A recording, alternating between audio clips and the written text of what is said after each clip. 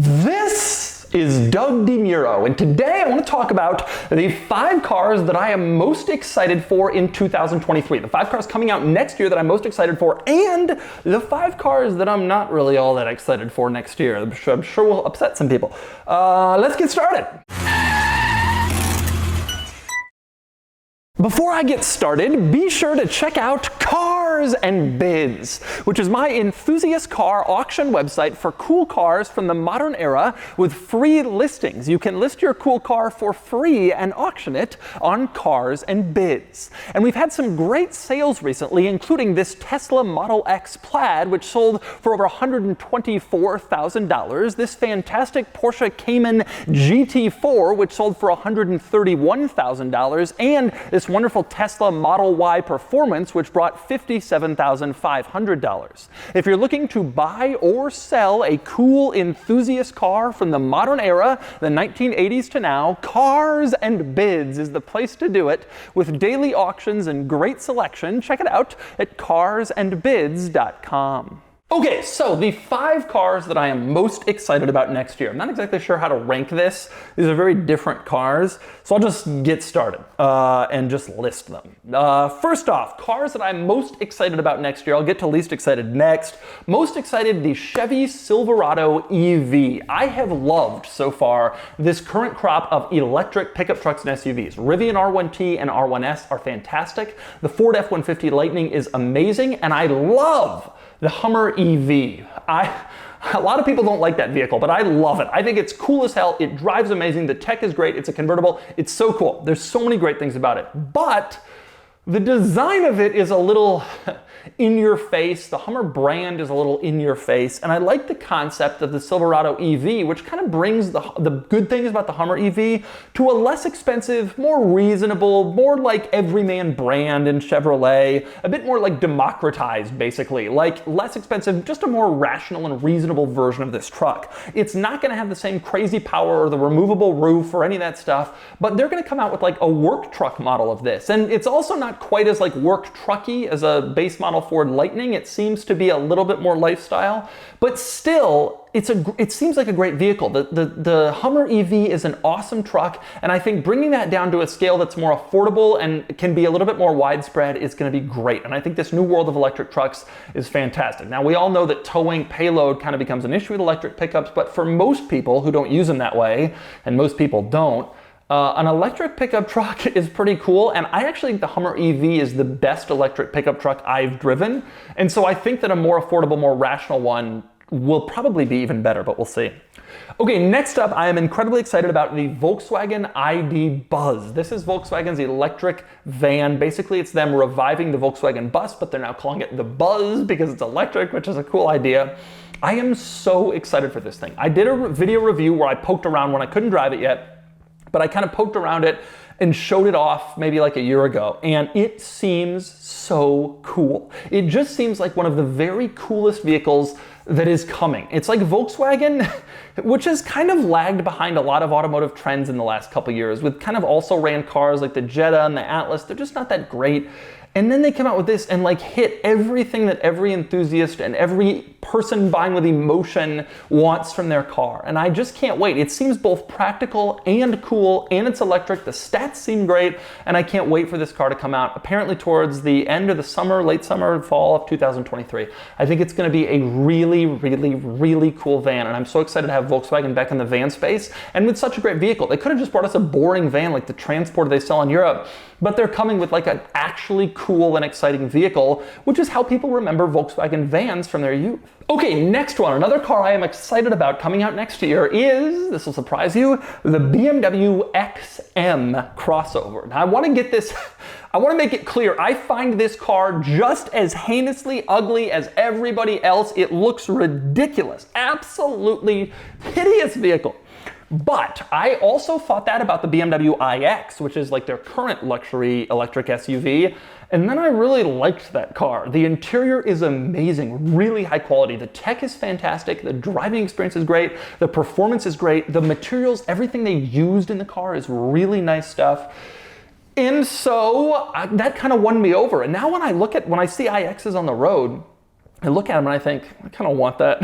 And so the XM is like that. It's ugly, but I bet it's going to also have the same great materials and everything. And the XM has performance 640 horsepower, which will put it as a rival with the Cayenne Turbo S and the Lamborghini Urus. Just absolutely massive power. And I'm really pumped for that vehicle. I think it'll be great and ugly, but great is my guess, just based on how much I've liked the other electric BMW models so far. Okay, next up, this is an obvious one, cars I'm most excited for next year, the new Chevy Corvette Z06. I should be driving this car in the next couple of weeks. A few people already have driven it. It's an amazingly cool car. From what I've seen, the reviews have been tremendously positive, and it just seems so cool. And I love the C8 Corvette. So many car journalists have this take of like, oh, the C8 is not good enough. It's just a bunch of like wanting to be contrarian because the C8 is so widely loved. I am willing to openly admit I think the C8 is amazing. I think it looks cool. The transmission is awesome. The styling is good. It is finally shedding the image of old Corvette models. And I think the performance of the regular C8 is already incredible, and I think bringing on the Z06, it just seems like an incredible evolution of performance of the car that already exists. I think they timed it right. I think it looks great. I think the numbers are great. I think there's almost nothing bad to say about the new C8 Z06, and I can't wait to get behind the wheel and see how it goes. Should be sometime in December. And by the way, the reason I mentioned this car is coming out next year is because I think the first deliveries are early next year. Even though people are already driving it, it's kind of already slightly going in production at the end of this year. I think deliveries won't start until next year, and I think that's one of the most exciting cars. C8 was amazing. Z06 seems even cooler. Okay, last car in the 5 cars that I am most excited about for next year, the Tesla Cybertruck. First off, let's put a big asterisk on this whole thing because who knows if this is even coming next year. I was at the LA Auto Show that night that Tesla announced this car. They didn't do it at the auto show, but it was the same, it was to coincide. And it was when Elon Musk broke the glass in the windows of the Cybertruck. That was, I believe, the fall of 2019. And he said it would be out in 20 or 21, and obviously COVID happened, but General Motors got their Hummer EV out when they said they would. Rivian more or less got the R1T out when they said they would. And the Cybertruck is like 2.5 years late. And I hope it comes out in 23. Frankly, I hope for Tesla's sake it comes out in 23, because Tesla has been the big innovator and kind of the first to the market for a lot of vehicles for a long time, and they are not first with this. We already have the Hummer EV, the Rivian R1T, the Ford Lightning, the Silverado EV is coming out, the GMC Sierra EV is coming out. This is not novel anymore. Tesla used to be able to just beat everybody to the punch. They're not doing that with this car. And so they're actually going to be last. And so I hope for Tesla's sake they get it out soon. To try not to be too far behind the competition, and it's going to be interesting. And I think it's horribly ugly, but I think it's going to be interesting. And so I'm kind of curious to see what it's like, and I'm eager to see what impact it will have on the world. Also, now that there's already a bunch of trucks, will this come in and totally change the game, or will it be like, nah, it's late, it's not as good? We'll find that out hopefully in 23. Tesla insists it'll be 23, but they also insisted it would be 22 and 21. And the brand has a history of missing their deadlines, so we'll see what happens. Okay, vehicles that I am not excited for next year, and there are a few. Again, not in order, but just sort of the order that I thought of them, which may be the order. Number one vehicle, or a vehicle that I am not excited about next year, is the Ferrari SUV, the Purosangue, everybody's gonna have trouble with that. Honestly, my issue, I don't have a problem with Ferrari making an SUV. I'm not one of those annoying purists, but I'm just disappointed this is what they came out with. The Mercedes ML came out in 98, the X5 came out in 2000. So the market was heading towards SUVs 25 years ago. Ferrari had that much time to think it over. Audi comes out with Q7 in 07, Porsche Cayenne in 03. All these sort of start trickling out. Bentayga in 15. So then the luxury brands start showing up with SUVs. And Ferrari still, after all this time, they come out with this. I think it's not that I think it's ugly, it's that I think it's derivative. It just looks like a chubby Ferrari Roma. I think one of the biggest mistakes Ferrari ever made was ditching Pininfarina to design their cars. And I think that this SUV just looks like a bulked up regular Ferrari sports car, and that is a mistake. Porsche discovered that was a mistake with the original Cayenne. They tried to make it look like a big 996, and everybody thought it was ugly when it first came out. And Lamborghini has made that mistake with the Urus. They've taken the design cues from their sports cars, they've applied it to an SUV. I think the Urus is the ugliest SUV on the market, and I think what these automakers realize in their second generation is we shouldn't make our sports car look like an SUV. We should take some of the things that make our design ethos work and apply it to an SUV. And the second generation Cayenne, which came out for 2011, looked so much better than the original one, and it looked great because they didn't try to turn a sports car into an SUV. And that's exactly what Ferrari's done here. And I just think the look of it is really not attractive at all and really kind of dull. It's like kind of derivative and dull. And I think it's sad that after this long of mulling it over an SUV, what we get from Ferrari is not like the Ferrari of SUVs. It just sort of looks kind of blah, but I guess we'll see how it drives. Okay, next up, another car I'm not incredibly looking forward to next year is the new Ford Mustang, which surprises me because I'm a Mustang guy. I've never owned one, but I love the Mustang. The current GT350 is one of my very favorite cars. Love the GT500. Loved the old Mustang in general, honestly. I had one of the great drives of my life, driving one through back roads in Pennsylvania on a beautiful sunny day, and I really like Mustangs generally, but the new one isn't new enough. It just isn't.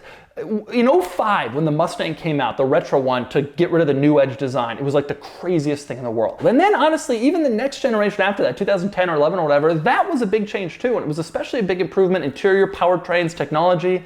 This new one just seems like a minor evolution. It seems like way too small of an upgrade. The powertrains don't really change. The look doesn't really change. The interior doesn't really change that much either. The car is just not all that different from the old one.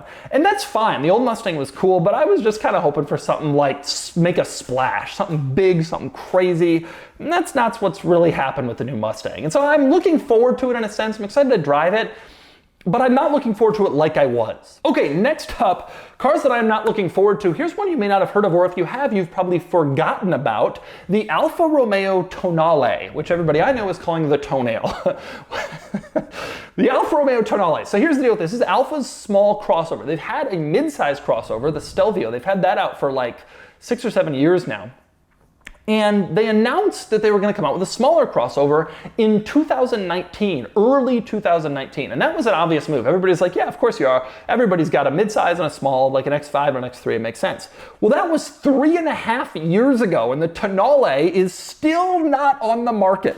It's just taken too long. And so who has a 3.5-year lead time for a compact crossover? I feel like Rivian didn't have that, and they built an entire brand and factory and new vehicle from the ground up. Alfa's got to shorten an existing crossover, and it took them 3.5 years.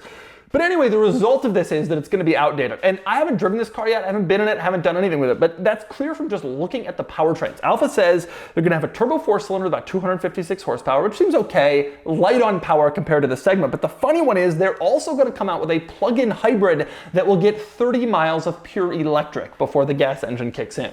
Give me a break. The Porsche Macan is purportedly coming out with a full electric model that will do 300 miles of full electric. And the Alfa Tonale is going to come out with a 30-mile plug-in hybrid. That kind of thing was happening back in 2019 when they first announced it. There were a lot of these like low mileage plug-in hybrids. But that world is done. Everybody is committing to full electric and going crazy. The plug-in hybrid X5 that only went 15 miles, that's gone. BMW's got full electric SUVs that do 300 miles of range. And so does everybody now. And Mercedes and Alfa's got this thing with a 30-mile plug-in range and a 3.5-year lead time. Not looking forward to it. Okay, next up, another vehicle I'm not looking forward to next year. This is maybe the biggest actually, the Lexus RZ, which is a small Lexus crossover that will be fully electric. The main reason I'm not looking forward to this, in addition to the fact that it's going to be dull, a lot of cars are dull. That doesn't completely disqualify them. But the main reason I'm not looking forward to this is because the car it is based on, the Toyota BZ4X, is not particularly compelling. Toyota has gone kicking and screaming into the electric car world. And the vehicles they have finally come out with, mainly just the BZ4X, is just not all that competitive. It looks weird, the range is not great, the tech is not great, the price point is not great, the name is not great, at least the Lexus RZ has a normal name. But I think the result of this is like it wasn't a good car when it was a Toyota, and I don't think it's going to be a great car when they turn into a Lexus. Toyota's committed hard on like the RAV4 and their bread and butter cars, and they still do a great job with those. That's a great car, the Lexus version, the NX is a great car. But Toyota's beginning of electric is not really all that appealing, and I'm not looking forward to the RZ. Now, I know it's not supposed to appeal to enthusiasts, but I think even to non-enthusiasts, it's not a particularly appealing car. If it's anything like the BZ4X, it's not going to be compelling in terms of price point, range, and performance. And that's kind of what people are looking at, and there are a lot of competitors. Toyota doesn't just skate by because they're Toyota, like they have in some segments for a long time. Here, there's a lot of other vehicles. Reliability is not going to be Toyota's big thing, since electric cars in general are more reliable. And I think that this car is not particularly appealing, so I'm not really looking forward to it, but we'll see what happens. And on the subject of Toyota, the last car that I am not looking forward to next year, the Toyota Crown, which is, interestingly, a raised sedan. So it's a sedan that is intended to look like an SUV. The intent is to replace the Toyota Avalon, which is not really selling anymore. Its buyers are aging out. To replace that with like something that is both electric and an SUV, but still a big sedan. So they can get the electric SUV crowd, but they can also get the big sedan crowd. The truth is, there is nobody who wants to combine all of this in one vehicle. Volvo tried this. They made an S60 sedan cross-country, failed in like 2 years. Subaru tried this. They made an Outback sedan, which was like an SUV sedan. That lasted for a few generations, but I think that's the kind of thing only Subaru can pull off, and even that never sold anywhere close to what the wagon did, and it too failed after, you know, not huge sales for a longer period. This is not going to work for Toyota either. It's a weird thing. The big sedan market is dead, so nobody wants a big sedan to begin with. But does anyone want an expensive one that's been jacked up like an SUV and electrified? The whole thing is really dubious. And I think that as a result, this is kind of a weird car in a dying segment with some weird updates to try to make it relevant. And I don't think it's really going to be successful. So I'm not really looking forward to that either. I am looking forward to the quirkiness of it and to kind of getting behind the wheel and seeing just how weird that weird vehicle is. So there you go. Those are the 5 cars that I am looking forward to next year and the 5 cars that I am not. I did miss a few cars on this list, a few cars that I'm only partially looking forward to. And there's also some stuff that doesn't come out next year, but rather in 24. The Cadillac Celestiq is a good example. They're saying 24 for that. I am looking forward to that, but I'll have that probably in next year's video. So there you go. 5 exciting and not so exciting future cars coming next year.